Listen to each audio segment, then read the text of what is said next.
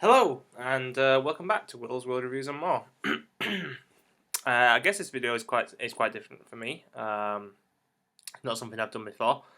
Just something I felt like doing really. Recently, I've become I've actually gotten back into something which I didn't think I'd ever get back into, and that's wrestling. Um, it was something that was a big part of my life for a long time. From being about, pardon me, about 10, 11, right up until about 15. And then it kind of faded out as other things took over. And recently, since I started working at Smith's Toys, just kind of picked up again. Really, it's always been something that I kind of remembered fondly and was always interested in. If I ever saw a figure or something in a toy shop or a charity shop, I'd kind of be interested in. And like some point last year, I started picking up figures that I used to have or figures that I always wanted to have, and then recently buying some new ones of wrestlers that I've kind of just got into recently. So this video really is just about me kind of talking about that and maybe just expressing a little bit about what I like about it and what's going on at the moment, and give you guys a bit of basis really. I mean, I don't think I actually did this with Power Rangers. I think I might have actually done it as I went along, but I felt for this it's probably more beneficial to just kind of give you a general kind of background. My earliest memory, I think, was being at school, being about 10, before secondary school, and knowing a couple of kids who were into wrestling. And it was about the time that a lot of kids were getting into metal as well, and that was kind of closely related a lot. And I remember just wanting to get into it and watch it on telly, and I think I must have tuned in one night to what I'm assuming now was Nitro. It was Channel 5. We're talking probably about 99, 2000, maybe a bit earlier than that, maybe 98. Turning in on a Friday night, it was on Channel 5, watching Nitro and seeing Sting. And me being at the time completely novice to wrestling, not really knowing what the difference was, I must have tuned in the week later, but this time watched it on Sky, and it was obviously WWF, as it was known then, and saw Kane, and kind of thought, oh, must be the same thing.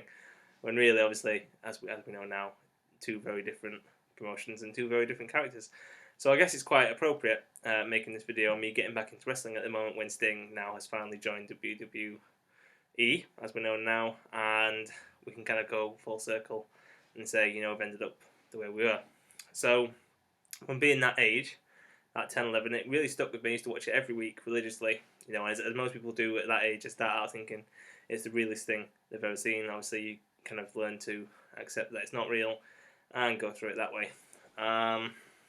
So I remember when I started watching it, I think we were just at the end of the Attitude Era, or that big Monday Night Wars. And I remember the biggest thing for me at the time was Stone Cold was still a heel. Oh, well, not a heel, but he was face, obviously, but he was doing his against Mr. McMahon things, and then he turned heel.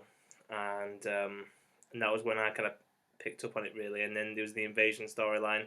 That was a big thing for me. That got me into it. And I think for most part, what I remember watching it was the draft, the brand extension, SmackDown versus Raw. So for me, I remember Raw being the Union Underground song, and SmackDown being Beautiful People by Marilyn Manson. And that was my kind of era, so that lasted up to me. I started phasing out around the time that Edge started becoming popular. I remember that, getting his title push anyway. Cena, I remember watching Cena and Orton debut. That shows my age. And I remember fading Austin out, and yeah, it was just something that I enjoyed watching. I used to watch it every week. I watched the pay-per-views as well, because at that point, the odd one would be an actual pay-per-view Sky Box Office, but a lot of them would be actually you could just tape. I remember having Royal Rumble videos on black tapes, WrestleMania, Survivor Series, Invasion, Judgment Day. All those, I remember watching all of them, and a lot of them were free at the time. I think now it's different, obviously. And like many people in the UK, I'm kind of hoping that the WWE Network comes into fruition soon, so we can kind of get away from that monopoly of Sky and maybe start getting it getting it back to the people kind of thing. But where this guy lets that happen, it's another debate altogether. I just remember being really kind of excited by it every week. You know, it was, even though it wasn't in the midst of that Monday Night Wars when I was watching it at my peak, it was still exciting for me to watch and tune in and find out what's happening. My favourite wrestlers were Stone Cold. He was always going to be a big favourite. I had my periods where I was a big Triple H fan until Shawn Michaels came back, because I was a massive Shawn Michaels fan. So obviously, I was in the middle of when Shawn Michaels came back and turned on, and Triple H turned on him. That was a big thing.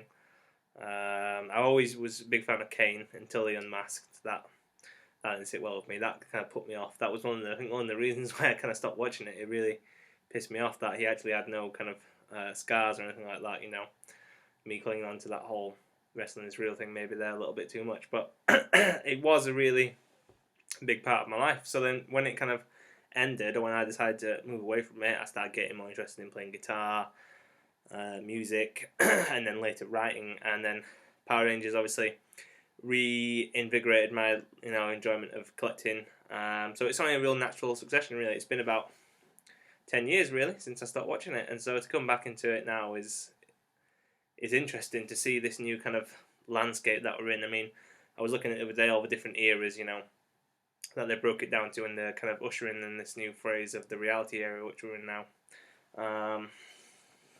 And for many years after I stopped watching it, I still kind of kept an eye on it and watched how things progressed, and then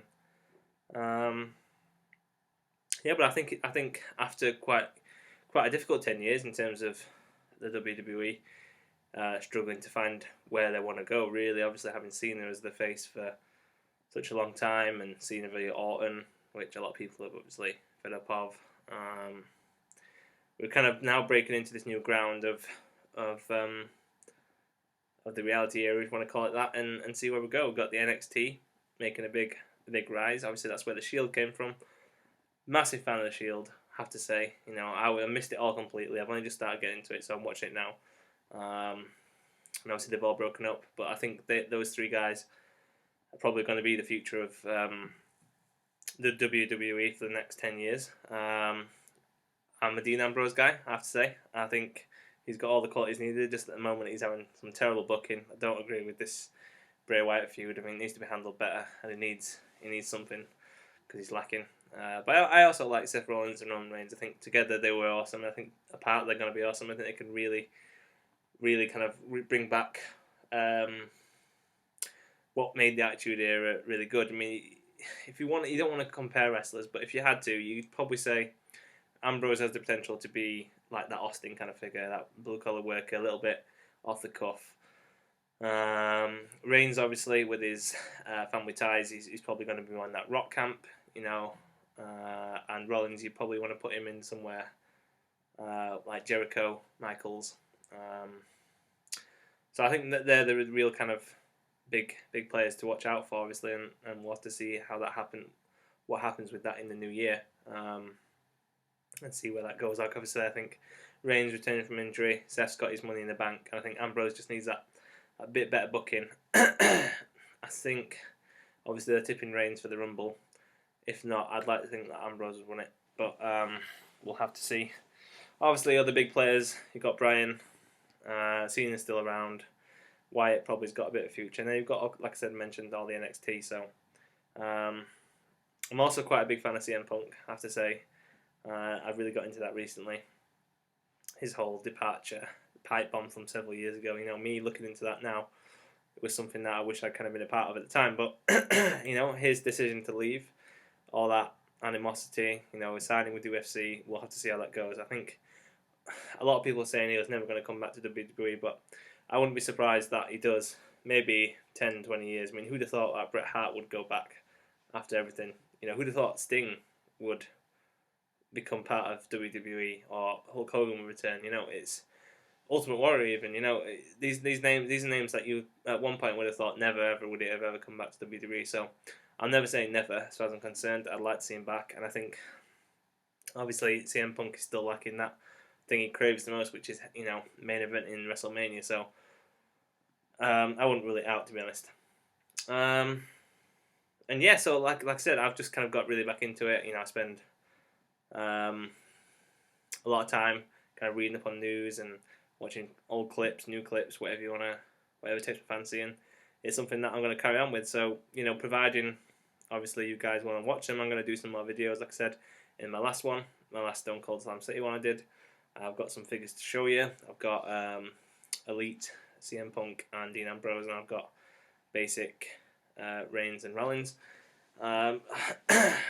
Probably pick up some more in the future and do some videos, and maybe we can do a couple more videos like this when massive events are happening or something's going off, and I can talk about it a bit more. But I just wanted to do this to kind of give you guys a bit of background from me, in case you didn't think it was me just springing out of nowhere to get on the WWE bandwagon. But I've got some history in it, so like I said, I just wanted to kind of show you guys that, and yeah, really just to wish you guys a Merry Christmas. Thanks for watching. It's been my first year on YouTube, and